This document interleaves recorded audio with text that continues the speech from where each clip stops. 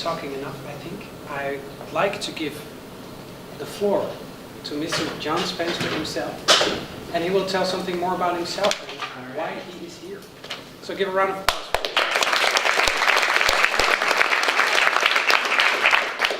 All right, so this is an interesting seating to be surrounded. So I've got my back to someone at all moments, which means you guys could just jump on me and attack me, and I wouldn't even see it coming. So something I want to say, first of all, because I'm coming from the US, I just want to say ahead of time very clearly, that this is not my president. I want to be very clear. Just get that out of the way, because I know that's a question that people are asking. It's the litmus test. It's whether or not I'm allowed to stay in the room. Trust me, did not vote for the guy, and really find him somewhere between laughable and scary at every moment of the day. Basically, each morning you get up and you say, like, what did our president do today? And how can we be embarrassed in front of the world? So, other thing I want to say ahead of time is where you can follow me. Oops. So I'm on Twitter. How many of you guys have Twitter accounts? Okay, so a lot of you are on Twitter, right? And again, we don't all tweet like our president. We're not like, this is the lamest president, you know, like that's not how we work. So Twitter, I have a YouTube channel. It's spencervideos.com. If you go there, you can see the YouTube channel. I blog at spencerauthor.com. And then feel free to email me at any point if you have any questions. It's john@spencerauthor.com. Okay, so if you want to connect afterwards, I would love to continue this conversation. If you're writing this down, I'm just going to tell you a little bit about myself. I taught grade 8, so 13-year-olds, for 12 years. And then I moved up into higher education. I teach at a university, and I work with teachers. So that's my new job. I've been doing that for about a little over 2 years, 2.5 years. Okay. So again, that's where you can follow me. Here's where you can't follow me. So just a heads up, make sure that we know where you can and can't follow each other. You can't follow me in the grocery store or in a dark alley. That would be really scary, so please don't do that. I'm going to begin by sharing with you my story. First as a student and then as a teacher, before we kind of get into the design process. Because I want you to know where I'm coming from. But I do want to also make this piece really clear, a disclaimer. And the disclaimer that I want to put out there is, even though I used design thinking for over a decade as a teacher, and I got really into it, I still don't feel like a design thinking expert.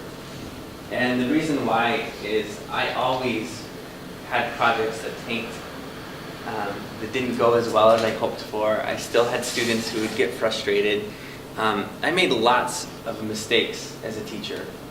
And the key idea that I learned is, for the longest time, I would have my students prototype and then iterate and improve. But then I would be very hard on myself when I was making mistakes. And I realized that teaching is the same way. We iterate, we improve. We make mistakes and then we fail forward. And so that's why I don't feel like I'm an expert on this subject, because I have made so many mistakes. I have had those projects where the students look at you like, what are we supposed to do? And you realize that you didn't make things clear for them. Everything I know comes from these factors right here. Making tons of mistakes and hopefully learning from them. Experimenting, and sometimes it works and then sometimes it doesn't. Cool ideas that I got from the people that I work with, or from books I read, or things like that. That, I think, is at the heart of what I've been able to do in my craft as a teacher. So a little bit about myself. I was born in the Ice Age, in the 1980s. So we listened to Ice-T, Ice Cube, Vanilla Ice. It was the Ice Age. How many of you guys grew up in the 80s? Okay. How many of you guys listened to any of these singers? All right, good to know. So my Dutch friends here, you guys had the same taste in music, which is both embarrassing and awesome at the same time. So I was born in the Ice Age, and this was cutting edge at the time. This was the future of education. We had these old school Macs when I was a kid, and we would play something called Oregon Trail. And my whole concern, my biggest concern was not dying of dysentery. Now, if you know anything about Oregon Trail, it was just a game where you had to make it across the United States and not die. That was the whole purpose of it. And I now live in Oregon, and I can tell you, nobody has dysentery. That was a myth I feel like I was lied to as a kid. Nobody has dysentery. But that was what technology was. And it was a consumer activity. It was programmed for us. We walked into that experience. But we didn't get to ever choose our own trail. The trail was pretty much set up for you, and you made decisions. And I would argue that even though technology's changed and we've moved on from that, in many respects, that is still the model that students experience. This was me in the 8th grade. I was both incredibly shy and incredibly nerdy. I was the quiet kid. I would say nothing in class. Teachers loved me because I was quiet. But they didn't know me. My whole goal was to be invisible, to not be noticed. And it worked. In the 8th grade, I had one friend. His name was Matt. We loved Star Trek TNG. I don't know if you guys remember Star Trek with Data, all that stuff. Captain Picard, right? We were into Star Trek. We were into computer programming. We were into baseball, but not the cool side of baseball. Like, we didn't play baseball. We would study the statistics of baseball, and we were into the nerdy side of baseball. So even something that could have been cool, we were nerdy about. And I was okay as long as I had Matt at school. And then one day Matt was gone. And he didn't die or anything, don't worry, it's not a tragic story. But he was just sick, and he'd always had perfect attendance. And I remember walking out into the cafeteria, I got my tray, I looked out to the sea of students all around, and I remember hoping that somebody would invite me to their table. And it didn't happen. And so I threw my lunch away, and I hid it in the restroom. Right? I opened the stall and I just sat there. I think somebody probably thought I had stomach issues or something, because I sat there for 22 minutes waiting for the lunch period to end. And I realized that being invisible was actually pretty horrible. That it didn't feel good. And that the truth is, we are naturally wired as people to want to be known and to want to have our work known. But there was no mechanism for me to allow that to happen. But then I had a teacher named Mrs. Smoot, and she convinced me to do something called the History Day Project. And it was the first time ever in school that I got to own the creative process. I did a presentation, a slide presentation, back when you actually had to have physical slide machines with these white little, slides that you would put into the projector. And I did it on the integration of baseball and the story of Jackie Robinson, the end of the Negro Leagues, and how that connected to the U.S. Civil Rights Movement. I interviewed former baseball players. I interviewed sportscasters, historians, and I realized that history is very complicated, which is something that I had never known before. Because in the textbook, you would read a paragraph, they would say, this is history, and that was it. And I had also been really good at playing the game of school. I knew how to follow the rules, stay quiet, keep the teacher happy, and then if there was time with my work done, I could read a book, or I would doodle, or whatever. And that worked for me. But this project was the first time that shook that up. And it was very uncomfortable. It was actually terrifying. My most dominant thing through this entire project was probably fear. I was afraid to call strangers on the phone, ask them questions. I was afraid of being wrong. I was afraid of not knowing what kinds of questions to ask or how to do research. When it was done and I had my script written, we spent months on this thing. I had hundreds of sources. And we went to a radio studio and I recorded my voice for the script. And then I heard it, and being 13 years old and insecure, what do you think I did? I was pissed off. I hated it. And I'm pretty sure that I actually might not have used school-appropriate language at this point. Because I looked at Mrs. Smoot and I said, there's no way in hell I'm doing this. And so she looked at me and she said, no, you are going to present this, at least to your class. And then she said something that stuck with me forever. She said, when you hide your voice, you rob the world of your creativity. And I'm not going to let you do that. You don't create things because it makes you feel good. You don't create things because, you're told to do that. You create things because your creative work is exactly what the world needs. You have designed something for an audience, and you're going to give that to them. And so I went ahead and I finished it. And then on the night before, it was one of the few times in my life that I didn't sleep at all. I mean, I lost sleep the night before, and I was only presenting to my class. So I had to present this presentation to my class, and I finished the presentation. And when it was done, they clapped. And it was like that 1980s movie, Slow Clap, where one kid clapped and then the rest of them clapped. And I realized something. At first I thought they were mocking me. I was so insecure. I thought it was a joke, it was a prank. But then I realized that I had created something that made them think and that gave them a new perspective. And that without that, they would never have had that perspective.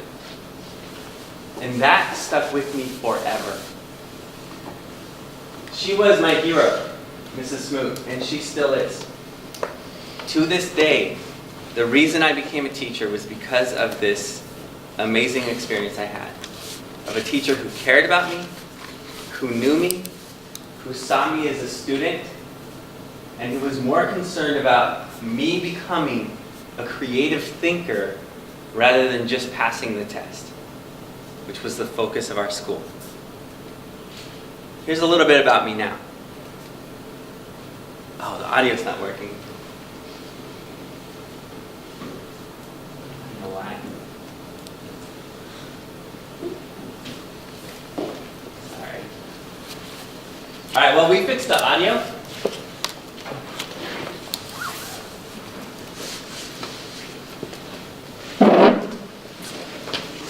Oh, there we go. All right, so here's a little bit about me now.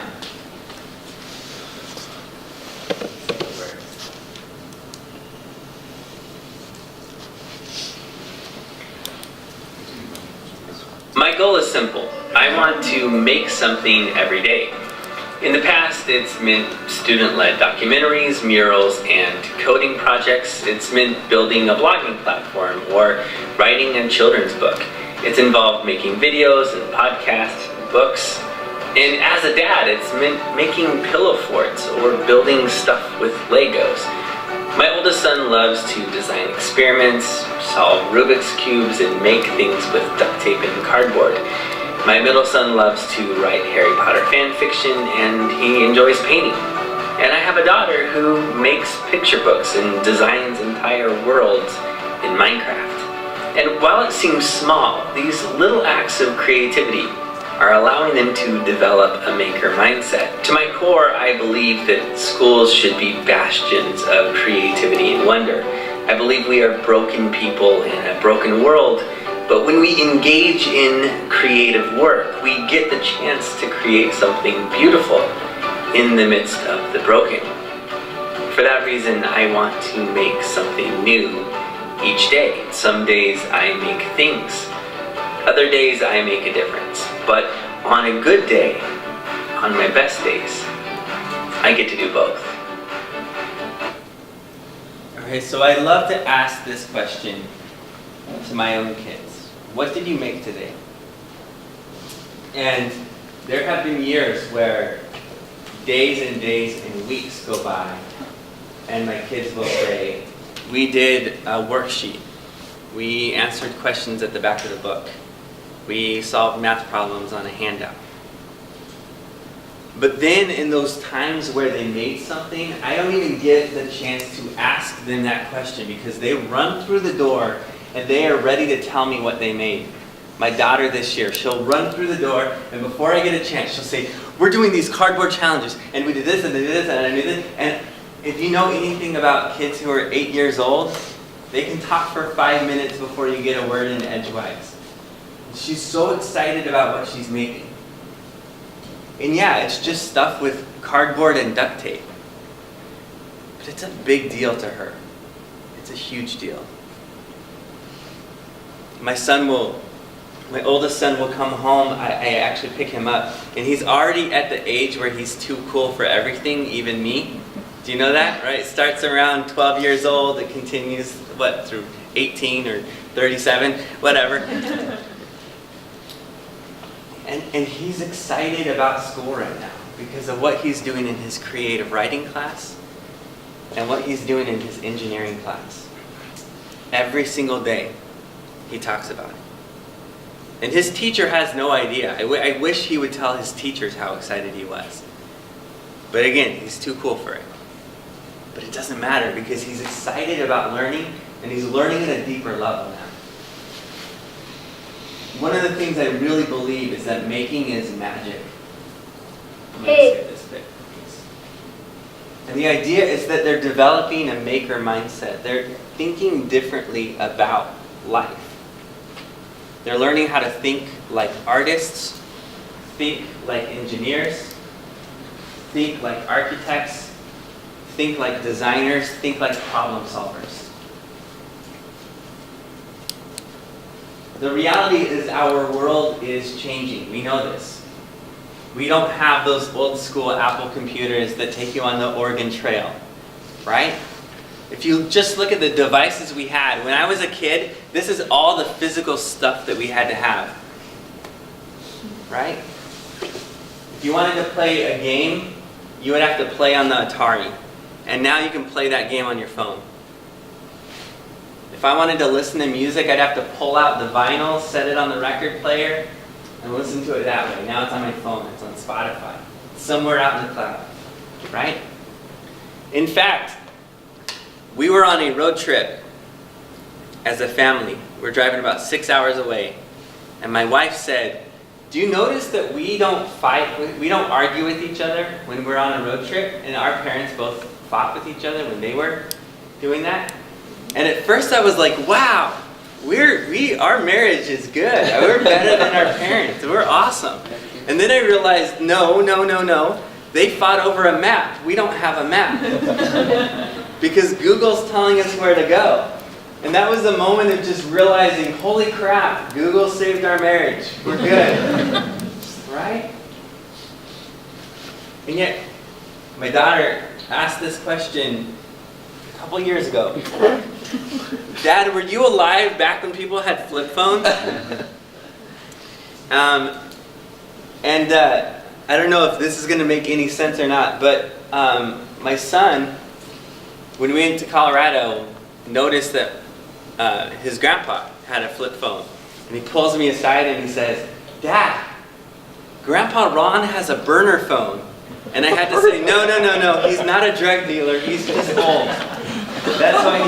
That's why he's got a burner phone. So, and he clearly knew. He knew that his grandpa wasn't a drug dealer, but he was really concerned about the fact that he had a burner phone. The idea is that we now have this crazy connective power and crazy creative power in our devices. And yet,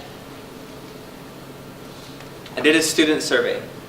I wanted to see To what extent are my students actually making things with their devices, with their phones, with their laptops, with their tablets? And here were the results. 100% of them, even though we were a low-income school, 100% of them had devices, multiple devices. Our school was trying to come up with a system where we could be 1-to-1, and my students were almost all 2 or 3-to-1. They had devices at home. So 158 out of 160 had watched videos on their devices, and 2 of them were lying to me, because I guarantee 160 had done that. But only 4 of them had actually created their own videos. 159 had listened to audio on their devices. And again, 1 was lying. But on the other hand, only 3 of them had actually created their own podcasts or edited their own music. 152 of them had played video games on their phones or online. But none of them had actually created their own video games with something like Scratch. Pretty simple. Nothing complex. But the bottom line is, we always hear that students are digital natives. But they're not. They are consumer natives. And the reality is, these are consumer devices. They are made to consume. And when kids think creatively, they're actually being countercultural. They're actually breaking with what the devices were designed to do. And so as I think about this, why is this the case? Why was this the case in my own experience? And I think it comes down to this. If we think about it, we have this one-size-fits-all factory model of school.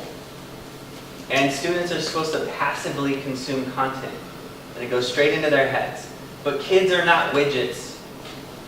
And one-size-fits-all is great for socks, but it is a bad model for the mind. Even the language we use, I deliver a lesson. My students got it, or they didn't get it. We use consumer language when we talk about learning. And again, I know it's a little different because in Dutch you might use different language, but I would ask the question, how often are we using consumer language when students are learning? How often is it that the expectation of they got it because I taught it? And so this was the model when I was growing up. Work really hard at school. And then you graduate from college. And then you climb the corporate ladder. My dad worked for 35 years in the same job. His brothers all worked 20 to 30 years in the same job. The town he grew up in, there was a factory where if you didn't go to college like my dad did, then you had a job in the factory. And you climb the ladder. You move up. And that's all you need to do. Just follow this formula. This was the algorithm. This is what you do. But the reality is those factories moved. Automation replaced people. And now it's become chaotic. I mean, clearly in the US it's gotten so chaotic that it's gotten to a point where you just blame immigrants for taking the jobs. You elect somebody who says, I'm going to bring the jobs back. The chaos has made people scared. And instead of asking, how do we help students navigate the chaos, what we've done in the US is we've elected somebody that promises that he's going to take the chaos away and make things back to the good old days. And it's a really appealing message, but it's dead wrong. And it's scary. The ladder is now a maze. And so the big question is, how do we help students navigate that maze? What do they need to have in order to navigate that maze? So I'm going to open this up to you guys. What do you think? If we want students to be able to think differently and navigate that maze, what are the things that they need to have? Curiosity. Curiosity. Good. What else? Freedom. Just do it. Make it happen. Freedom. Empathy. Empathy. Confidence. Self-confidence, yeah. Creativity. Creativity. A compass. What was that? A compass. A compass, yeah. So all of these are things that they need in order to navigate that maze. Google just finished a couple years ago their Project Oxygen. And what they found was they had a list of all of their skills they were looking for. And for years their focus had been, we need to find the best software engineers from the best computer science programs in the nation, who have the best grades, who pass the tests. And that was Google's formula. And then they did an inventory of which people lasted, which people actually accomplished the most, all of this. And they found that in their whole list of things needed, the educational background came in dead last. The ability to actually pass the test made no difference whatsoever. And all these so-called soft skills were at the very top. Number 1 was problem solving. Number 2 was empathy. Number 3 was collaboration. In other words, they were exactly the things that you guys mentioned right there. So if we want them to be creative thinkers, we need them to have that maker mindset, to think creatively. And so one of the solutions for it, one of the ideas, which is part of why we're here, is this whole idea of design thinking, which is what we're going to explore.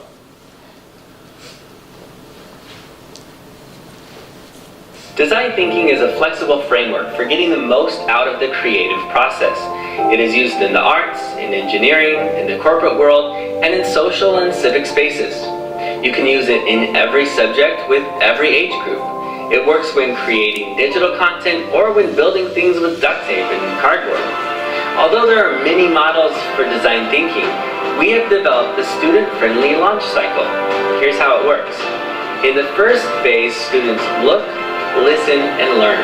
The goal here is awareness. It might be a sense of wonder at a process, or an awareness of a problem, or a sense of empathy toward a group. Sparked by curiosity, students move to the second phase, where they ask tons of questions. This leads to understanding the process or problem through an authentic research experience. They might conduct interviews or needs assessments, research articles, watch videos, or analyze data. Students apply the newly acquired knowledge to potential solutions. In this phase, they navigate ideas. Here they not only brainstorm, but they also analyze ideas, combine ideas, and generate a concept for what they will create. In the next phase, they create a prototype. It might be a digital work or a tangible product, a work of art, or something they engineer. It might even be an action or an event or a system. Next, they begin to highlight what's working and fix what's failing. The goal here is to view this revision process as an experiment full of iterations, where every mistake takes them closer and closer to success. Then, when it's done, it's ready to launch.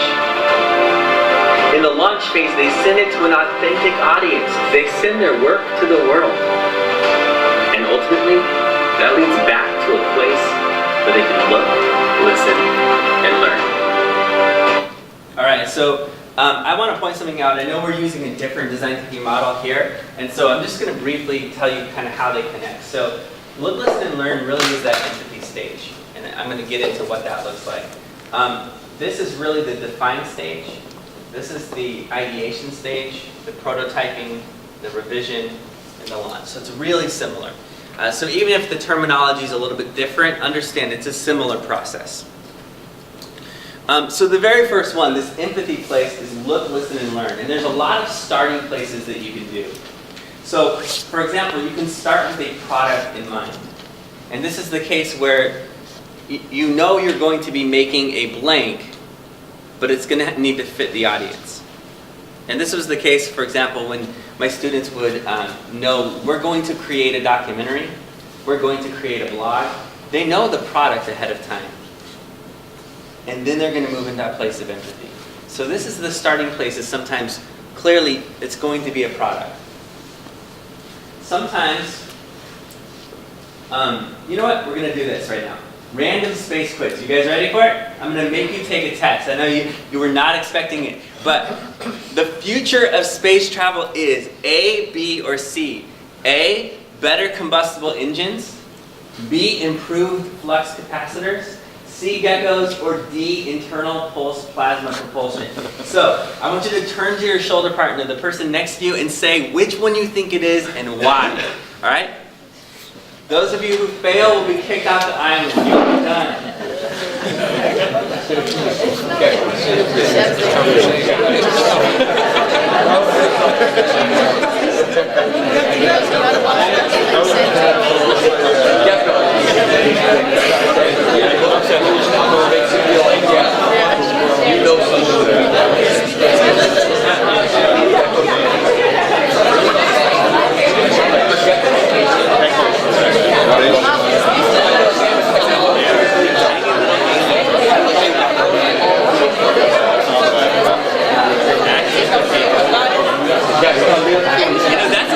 Your kids are young enough that you can like trick them by saying like, hey, did you know you can trial? I just watch your kid all day long go, okay? Like that. Yeah. Mine involves my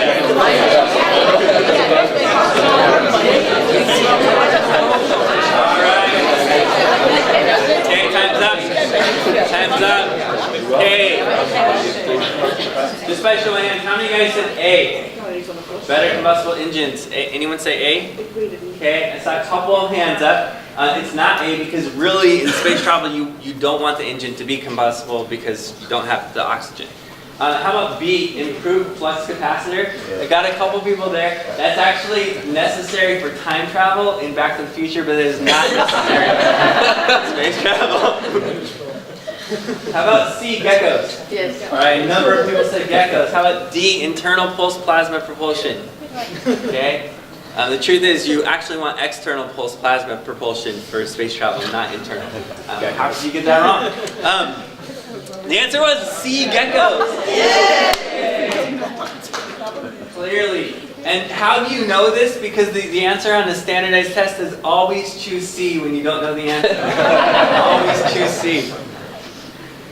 But the reason why is that geckos have crazy adhesive properties on their feet. And they are using that to study the adhesive properties of essentially glue. It's really scary to think that when you get on an airplane it's essentially glued together, but that's the way it works. There's almost no welding that's involved in plane manufacturing. It's kind of weird. And so yeah, that's the way it works. And so sometimes what happens is you're going to build something out of empathy, but sometimes the spark that creates it is actually a natural phenomenon. This is why I'm such a huge fan of just having kids outdoor playing. Just letting them play outdoors, because that's a source of inspiration all the time. But it's also sometimes that by studying the natural world, we can solve problems as well. And you see that, for example, when Japan, with their bullet trains, when they were making way too much noise, they had to redesign the trains. And so they studied 3 different types of birds, and from that they created the prototype that would solve that problem. I had a similar thing happen in our house. It had nothing to do with birds and bullet trains, but it did have to do with natural phenomena. So this is my son right here. And we had, for the first time ever, this stuff called snow. And we had grown up, my kids had grown up in Phoenix, Arizona, which is a desert. You know, there's cacti, there's nothing, it's just brown and hot. And I don't know what it is in Celsius, but just the answer is how hot does it get there? And the answer is blazingly hot. It's just really hot. So we had snow for the first time ever. And my son asked this question after spending 4 days playing in the snow. We're trying to see how, what kind of chemical or substance can melt snow the fastest. So he wants to know what will melt snow the fastest. And so he starts out and he's like, I have a hunch maybe alcohol. And so we wasted an IPA on this, and I was not too thrilled about it, but I went ahead and I let us, pour the beer on it to see if it melted the snow. It didn't. I was so tempted to have a beer snow cone, but I decided not to. And so he started that, and he was like, well, let's test out oil, let's test out vinegar. And I was like, bud, that's salad dressing. We gotta move on from this. And so he started just adding, he was like, well, I think I've heard of people salting the roads, so let's put salt. Let's try that. Let's try rubbing alcohol, let's try peroxide. Let's try bleach. Try different things, and the answer was the rubbing alcohol actually worked the best. And I thought, well, that's cool. It was a neat little science experiment. And then, an hour later, I go upstairs, and my son is looking to see if rubbing alcohol damages the windshield. And why is he doing this? Why is he researching that? Anyone? It's great. The snow on. Yeah, so he wants to see, can you use rubbing alcohol and water in the morning when the windshield is completely frozen? And that came from a place of empathy because he cares about his dad, right? That's actually not true. It's because in the morning he doesn't like sitting in the car when it's cold. And so that was the real reason why. It's completely selfish. He wants to show up early to school because they have open gym and he can play basketball. So it had nothing to do with the fact that he cared about me. But the point is that from that place of observing a natural phenomenon, he moved into a place where he naturally conducted research, and then he was working and refining and improving that product. And so he made a de-icer, and we tested it for a week. How much water does it need? How much alcohol do you need? And so on and so forth. Sometimes the starting place is awareness of an issue. Kids will care about a particular issue, and they will build empathy afterwards, but the starting place there is still that there's some issue they care about. They might care about climate change, right? They might care about poverty. They might care about immigrants' rights. Some kind of issue that they care about. Sometimes it's geeky interests. Sometimes the starting place is, what are you interested in? What are you fascinated by? And we found this to be true when we were doing our Geek Out blogs. And I love this. This girl named Isabel, she wrote this full paragraph on why are we fascinated by butterflies but frightened by moths. It was a great question. And she answered it. But it was kind of interesting that she wasn't thinking about the audience too much. She didn't have an audience. She wasn't concerned about an audience. And nobody left a comment on her blog. And it took her a couple weeks to really build that empathy with the audience and realize who she could be writing blog posts for. But then there was this kid named Marco. And Marco was a really struggling student. He was a student with autism. He was a student who was almost completely nonverbal. And he would show up in class and nobody talked to him. And so I asked Marco who his audience would be, and he said, I want to write something for other kids who like video games. And so we talked about the audience, how to build empathy with the audience. What do you want? What questions do you want to answer? And so he said, well, why is it popular? What kind of cheat codes work? And so he wrote his first blog post. And I showed up to class. He finished it that day after school. I showed up to class the next morning and there were 10 comments of his classmates. And I love the fact that they were reading his blog and commenting on it. This shy kid with autism who was almost completely nonverbal had an audience for the first time. And it was so cool to watch all of the students leaving comments there. Because for the first time ever, he was known. He started finding his own cheat codes. He would study a video game to find what the patterns were, and then he would tell people what the patterns were. Hey, if you're playing Crossy Road, it's going to go this one, and then the next one's going to be this, or this one. And it began to be like he wrote the most popular blog in our class. And he was reaching an authentic audience. Sometimes it's a problem to solve. When I was a kid, someone realized that haircuts are really messy. If you cut your hair, hair goes all over the place, right? So they decided that they needed to combine two things. A hair trimmer and a vacuum cleaner. And they did. Someone decided to have the Flowbee. And I saw the commercial on TV and I begged my mom. I said, Mom, please let us have a Flowbee. And she said, no way, because you'll use it on the dog. And she was probably right. And so we never got a Flowbee, but the point is, our students can solve problems that are better than the Flowbee problems, right? If someone came up with a Flowbee, I guarantee our students can answer life's biggest problems and come up with design answers. And ultimately, what that should lead to, wherever that starting place is that place of empathy. So by the end of this first phase, they should have true empathy with an audience. I love this particular video because I think it illustrates the power of empathy in design.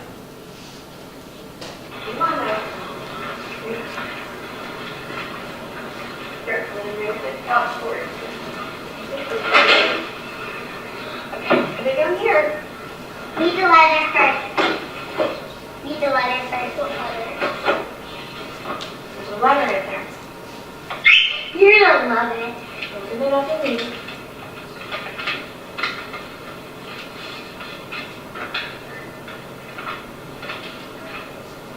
What's it say? Dear Miss Dog. Dear Emma's. What? You gotta be kidding me. No!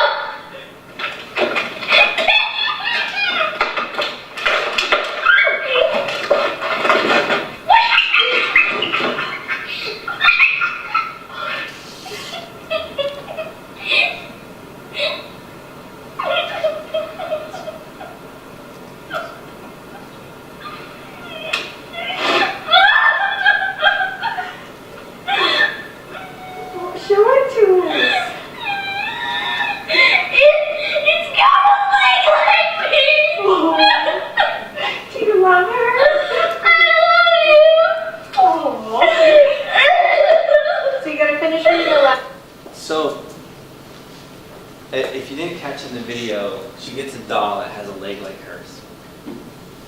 And for years, hundreds of years, people have been building dolls and not asking the question, is everyone being included? And finally somebody with a sense of empathy designed a doll with a prosthetic leg so that girls like her could have a doll. And I love it. Now, our students might not be able to design dolls with prosthetic legs, but they can build things from a place of empathy. I'll give a tiny example. We had a graffiti problem at our school. It was covered in graffiti. And so we did what you naturally do. We painted it. And then what would happen the next Monday? Graffiti's back. This happened over and over again. We spent probably, I don't know how much money on paint and how many weekends we spent fixing it up and trying to make the campus more beautiful, and then it was covered in graffiti. And so I said, here is our challenge. Remember I said sometimes it starts with a problem to solve. Problem is, we have a graffiti problem. You are going to design a solution. And one group in their research decided to ask a different group. Every group did community needs assessments. They interviewed community members who talked about how scared they felt with graffiti, how much of the graffiti was gang related, how it was hurting property values. Well, we knew all of this. But there was one group, and they chose to interview the wrong people. They interviewed people that they knew that were actually doing graffiti. And what they found out was that those people never touched something that they thought was beautiful. They viewed the walls as something ugly that they were transforming. And so the students came up with their design solution from a sense of empathy, really understanding the community, including the people who are doing graffiti. What if we painted murals instead? So we went to the highest traffic area where there was the most graffiti, and we painted a mural. A mural. So a painting across the entire wall. A mural. Mural, sorry. And I was so sure that people would put graffiti on it. And it didn't happen. And so that was the beginning of something powerful. We ended up doing 8 murals in 3 years. And what we found is that the graffiti actually went down across the board on campus. Not just in that space, but all other spaces. Kids were excited about the murals, what they had painted, what they had created. And it's because we started from that place of empathy. The next piece is where they're asking tons of questions. And the idea is that they're chasing curiosity. They're being filled with wonder. One of the things I really believe is students in school should question the answers as often as they answer questions. But that doesn't usually happen. School tends to place priority on getting the answer right and getting the answer fast. But design often works the opposite way. Design often asks, what are we not considering? What can we question? What could be done differently? How can we innovate? I love this example of a 3rd grade class. I was blown away by how great the questions were that they were asking. And so I asked the teacher, what are you doing to get them to ask such great questions? And she said, I'm getting them to be less afraid. And she said, sometimes the bravest thing you can do is ask a question. When we were doing design thinking work with different grade levels, and we had them come up with their own questions, the students who were 5 and 6 years old had so many questions that the parent volunteers couldn't keep up. By the time they were 10, it had dropped to 4 questions. By the time they were 14, they wanted to know if it was going to be graded. The bottom line is students should be leaving school more curious, not less curious. I've never seen an engineer who doesn't ask, how does that work? I've never seen a cosmologist who says, you know what, I don't have any more questions about the universe. I'm done. I'm finished, right? Learning should make us more curious, not less. So that naturally leads to that place where they're defining. And I say, we use the term understand the process or problem. But the idea here is that they're doing research. And it could be research online, it could be interviews, it could be all kinds of, it could be data analysis. But the goal of this is that they should have a deeper sense of understanding. And that should be the process, the problem, and really how that impacts people. This is where they're building a deeper sense of empathy. From there, that leads to a place where they navigate ideas. So they've built all this background knowledge, and now they're going to apply it to ideation. They're going to generate new ideas. And so in this phase, they start with brainstorming, and then they move into kind of conceptualizing, narrowing it down, and then eventually project management. Brainstorming can be fun. All right, so we use the acronym PARTS to define the parts. The first one is, like I said, that product idea. What is the driving idea behind what they're going to do? The next one is their audience. And again, at this point, they've already defined their audience, but they need to be able to tell you what the connection is between the product and the audience. Why is it a good fit? They also need to have their roles set up. Who's going to do what in a group? As well as their tasks. This is where I said, like I said, the project management piece is huge here. And then their solution. How does it solve a problem? Because good design should be able to solve a problem. And then from there, they create a prototype. And I think the key thing here with prototype is we use that term loosely. Sometimes what they create is products. And that's the case when we were doing our solar oven projects. And sometimes they create digital products. That was the case when my students launched their own online magazine. And this was way back in the day. This was about 10 years ago when they first launched this. And it kind of grew and got bigger and bigger from there. Sometimes they make art. And sometimes they make a difference. Sometimes you're planning service projects and things like that. I love this example in our students came up with a solution and we applied it. We did some problem solving that connected to the food bank. And so they were basically streamlining systems and helping the food bank run more efficiently. And this was a high poverty area, and a lot of people in the community didn't have food. So my students helped design a solution. And what I love about it is they also volunteered at the food bank to gain a deeper understanding. But the sad part of it was this. We went to the food bank, and they're obviously volunteering and they're helping out. And then a group from a technology company showed up to help serve at the food bank as well. And one of the men came up to one of my students and said, so how many hours do you have to do? And she said, well, we're not counting our hours, it doesn't matter. And they said, yeah, but I mean, you're on probation, so like how many hours do you need to do? They assumed that these students, because of the color of their skin, and because they came from the community, the assumption was that they had broken the law, and that they were doing community service to avoid jail time. When the reality is, the students had actually helped come up with a solution to help the food bank run more efficiently. It was fascinating. But again, do you see the difference? The students began from that place of empathy. The technology company, they came in with a sense of colonialism. With a sense of, we're going to fix the ghetto. We're going to make it better.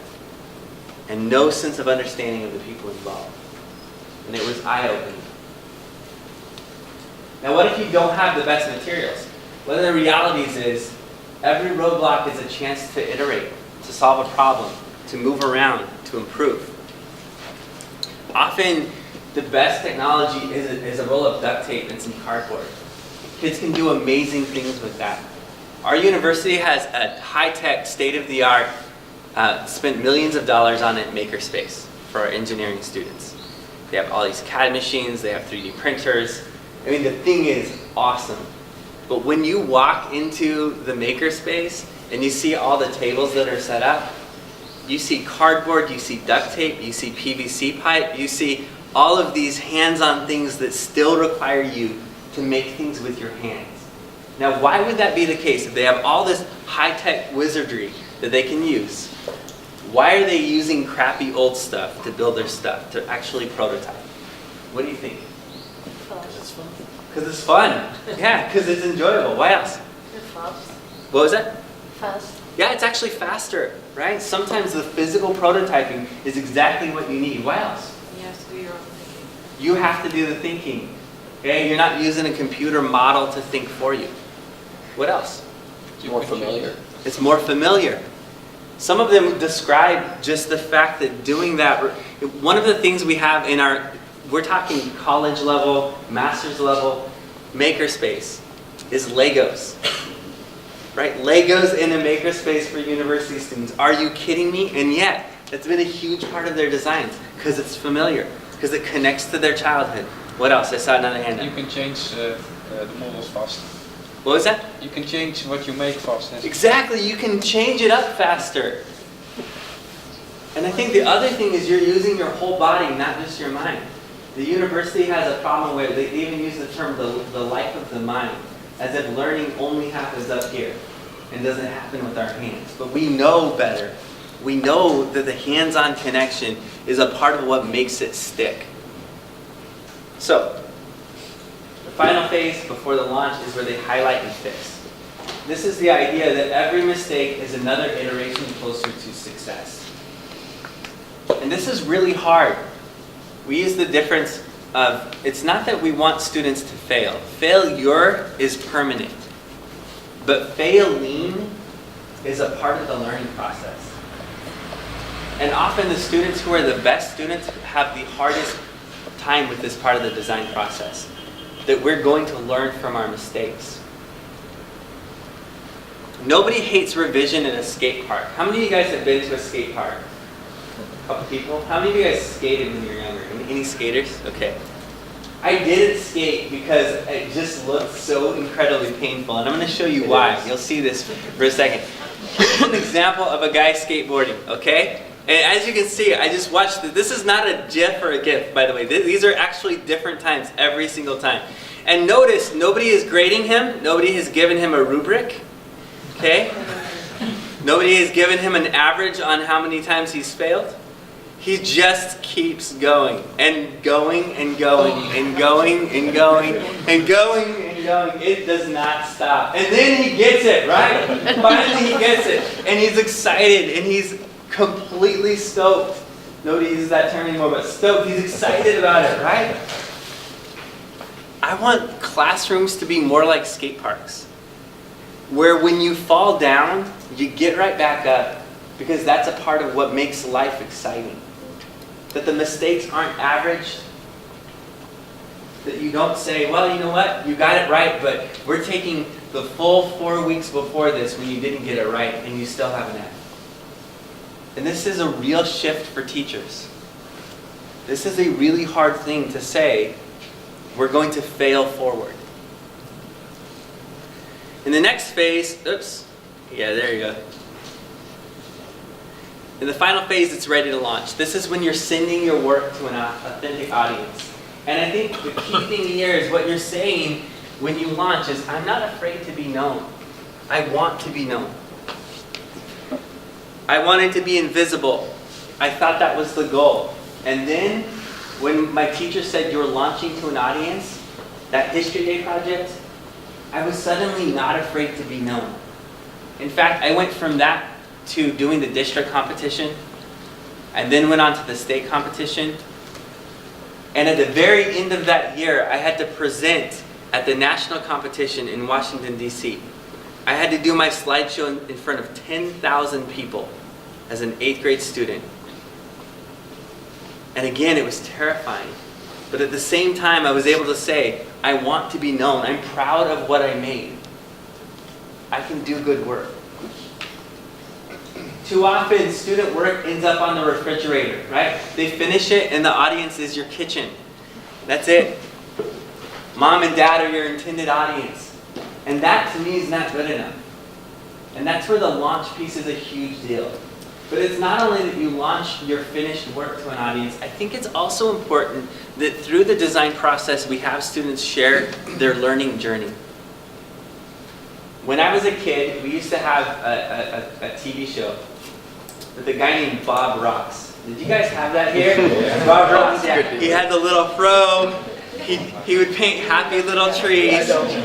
There are mistakes, just happy accidents, which was affirming to me because I was a happy accident. But the idea is that you would share your journey. Now here's the thing, if you talk to artists, Bob Ross is not the greatest artist of all time. There are so many better artists from the 1980s. But you know what? As a kid, he was showing the process. And by watching him, it only took a couple episodes before I asked my mom to paint and decided I want to paint as well. There's something powerful about watching the journey. We watched pancake art. Do you guys know what pancake art is? Yeah. It's where you have a griddle, it's warm, and you draw something, and then it cooks it, and then you draw something more with pancake batter, and in the end you have this pancake that's beautiful. And we watched someone doing pancake art. And I watched it. It was a 30-second video, and then suddenly I realized we, as a family, were watching 45 minutes of people doing pancake art, because that's what happens with YouTube, right? You just watch one video, and then you watch 90 different videos. And we watched all of these videos, and by the very end, I was going, you know what, we could do that. And so the next day, I went out and I bought like the containers, the ketchup container stuff, and we put pancake batter in that, and we did pancake art. The point is, there's something that happens when you not only share your work with an audience, but when you share the process. We saw this with the Global Day of Design. And it's this idea that become a documentarian of what you do.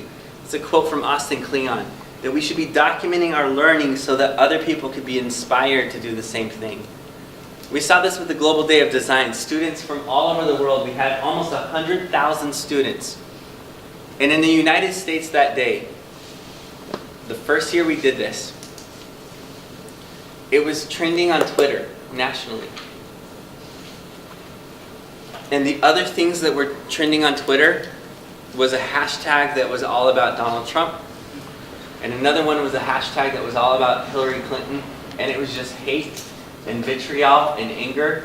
And then you click on this hashtag and it's just kids making. All day long, trying out design thinking for the first time ever. And it's not super fancy. There's no 3D printer. This is pretty low key. Someone like angrily wrote a reply about it. They were like, "It looks like play." And I was like, yes, yes it does. And that's not bad.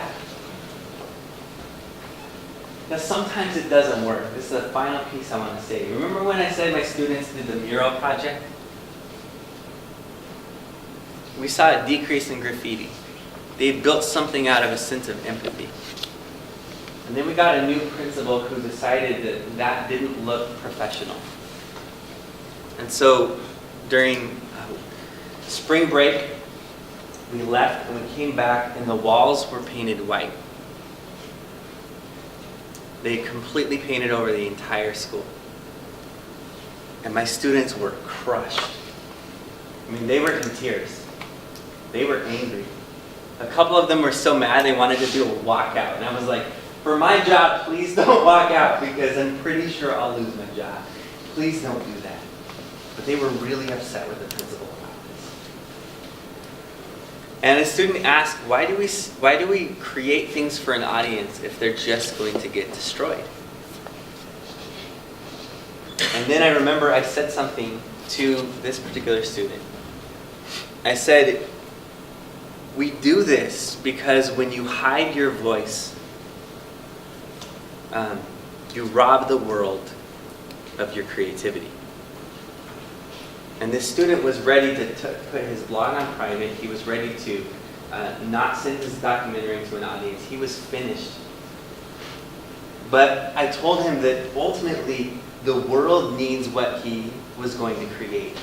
An audience needs that. That's why we do that. And then it struck me when I was driving home that day that I quoted the exact same thing that my 8th grade teacher had said to me. Same words, spoken to him. And it was a reminder that ultimately what it comes down to is not the product and not the process, but the people. The reason we want kids to be designers isn't because they're going to make something badass that they're going to share with the world. Yes, that part is cool, but it's because they change as people. They develop that maker mindset. And when we design educational experiences that allow the students to become the designers, what ends up happening is you become that epic teacher that they never forget. And that to me is pretty awesome. So, that's it. Am I on time? I'm late. Dang!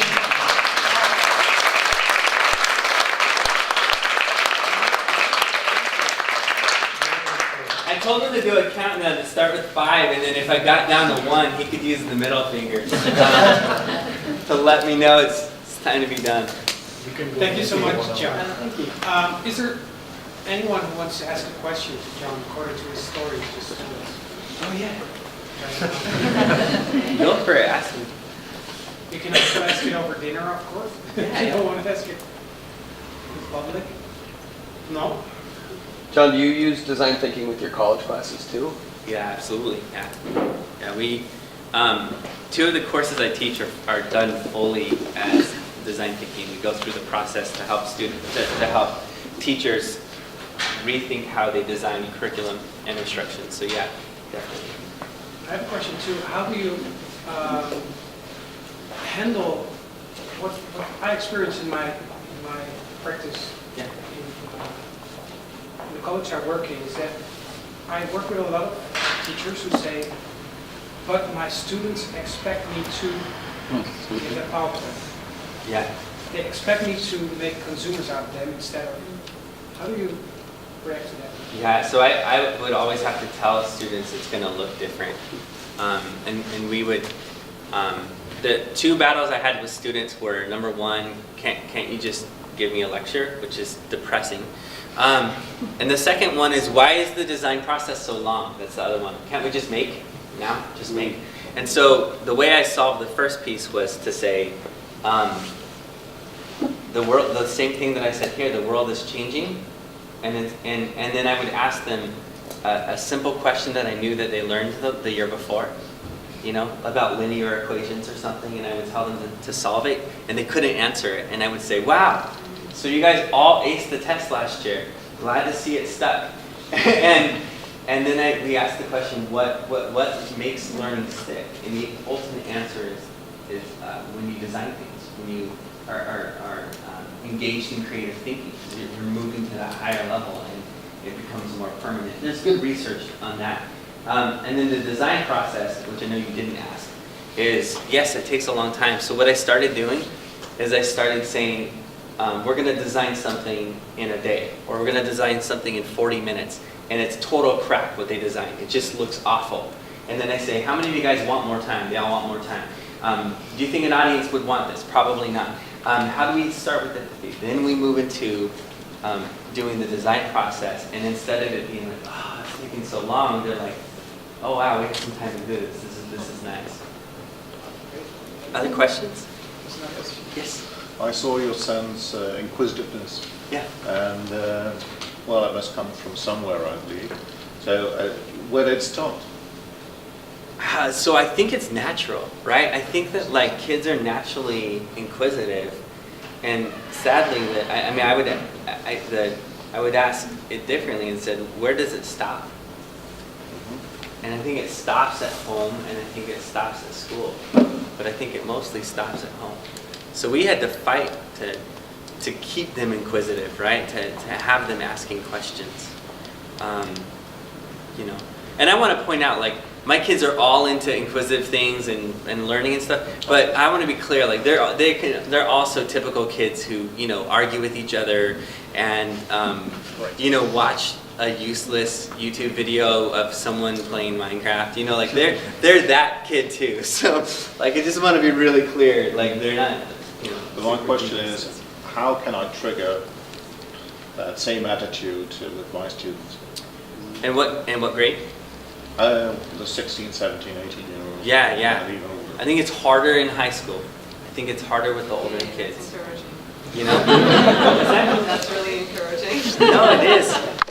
Because in my experience, a lot of them are inquisitive, but they're it's less that they've lost the curiosity and more that they're afraid to enter into that curiosity. So I know when I taught 14-year-olds, tapping into that curiosity with them was a lot of asking, you know, what do you want to be learning here?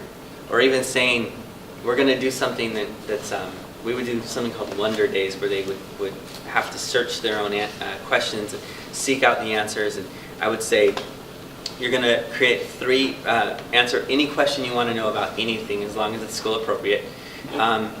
Well, I would have to say that, because there were things that they wanted to know that I was like, no, not going there. They'd watched Breaking Bad and wanted to know, how do you make meth? We're not coming there.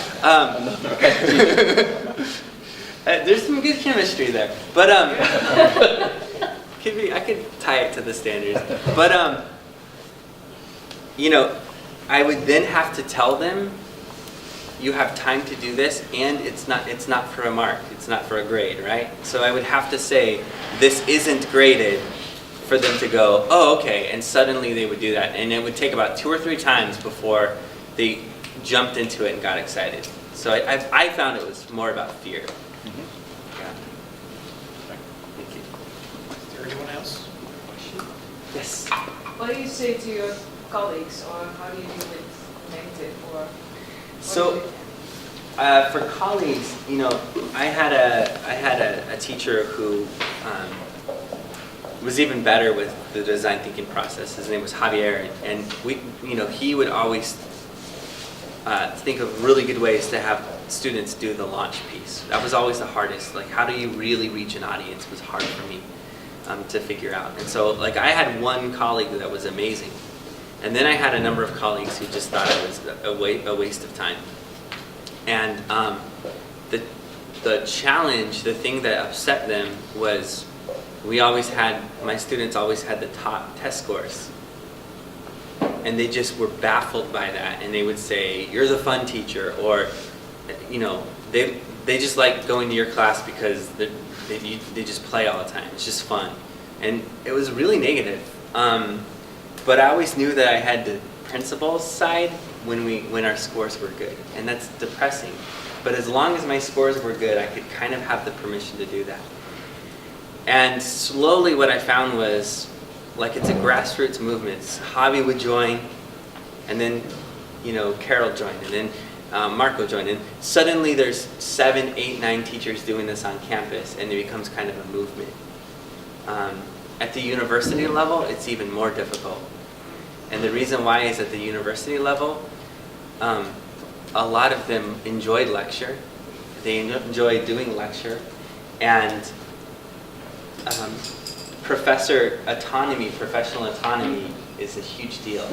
And so if I use design thinking in a course and a student brings that up, I've had a few times where a colleague has said something like, you're not teaching middle school now, you're teaching college students. You need to rethink the way you're teaching.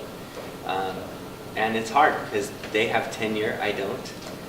They have doctorates, I don't. I'm the new guy, right? So that's a challenge. But I will say this, with my colleagues, that's at the university at large. With my education colleagues, they tend to be really supportive and on board, and we've done a lot of cool actual design thinking processes for program revision, and we're doing a STEM certificate program for teachers, and we use design thinking for that. So actually, inside of our small, college of education, they're all on board. But when you start talking to a history professor and saying that there might be a different way than lecture, then that's when you get some friction. So, and I mean, how many of you guys how many of you guys felt like your college experience was mostly being lectured to? Okay. There's a lot of you who didn't, which is cool. I love that, because my college experience was like sitting in a lecture hall and someone would talk for 2.5 hours. With not even a break to talk to your neighbor, like just 2.5 hours of lecture. All right. Thank you so much. Thank you, We have to guys. wrap it up because we have lunch. Yeah. And you will Sorry be for joining cutting us. into your lunch, guys. You will still be joining us for the upcoming days, so Yes. if people have questions, they can ask you. Yeah, for sure. Thank you very much. I want another round of applause for